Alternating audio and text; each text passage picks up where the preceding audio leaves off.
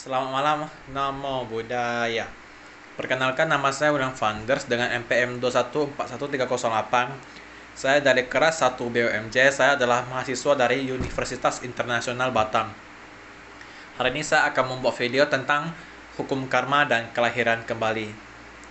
Menurut Al Cornelis Wower, karma berasal dari kata kar, yang artinya adalah perbuatan.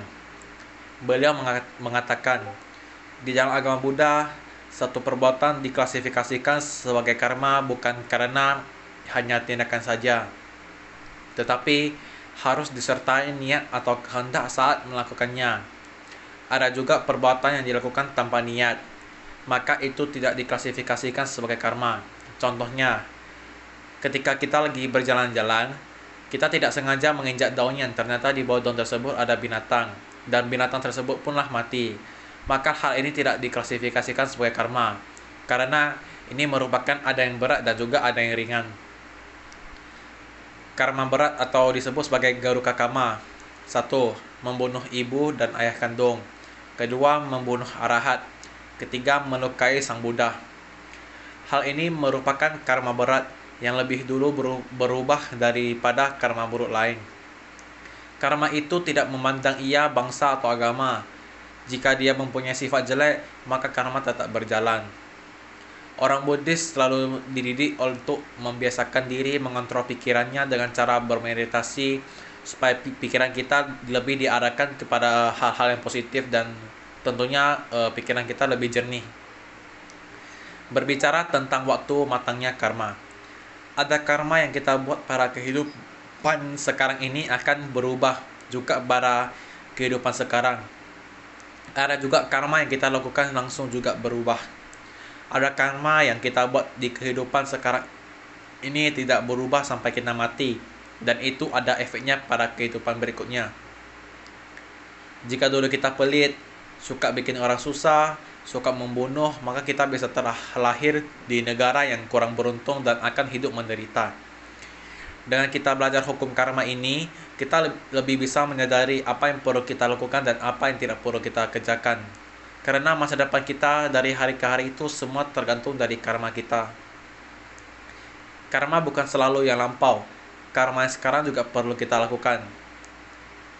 Serangkang Biku Utama Mahatera berpendapat bahwa karma artinya niat, dan karma tidak selalu jelek. Ketika melakukan sesuatu dengan niat tertentu, itu baru disebut karma. Karma adalah suatu perbuatan yang dilakukan dengan niat tertentu dan disebut karma.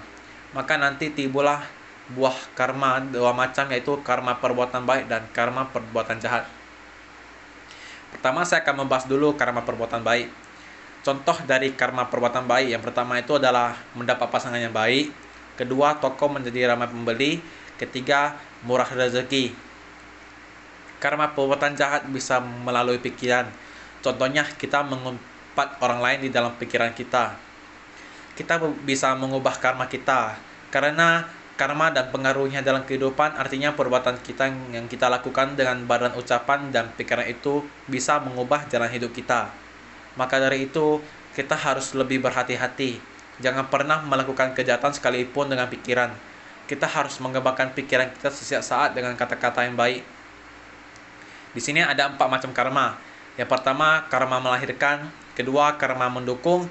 Ketiga, karma yang mengurangi dari perilaku kita sendiri. Keempat, karma yang memotong.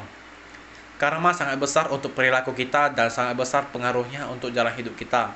Karena itu, berbuatlah kebajikan sebanyak-banyaknya dengan pikiran, ucapan, dan perbuatan pada diri kita sendiri, sehingga akhirnya kebahagiaan menjadi milik kita, karena karma berpengaruh untuk kehidupan kita. Sang Buddha pernah membabarkan syair berikut: apabila buah dari perbuatan buruk belum masak, orang bodoh menganggap hidupnya manis seperti madu. Namun apabila buah dari perbuatan buruknya telah masak, maka orang bodoh itu akan merasakan pahitnya penderitaan. Sekian, terima kasih. Mohon maaf jika ada kata yang salah. Saya akhiri dengan selamat malam. Namo Buddhaya.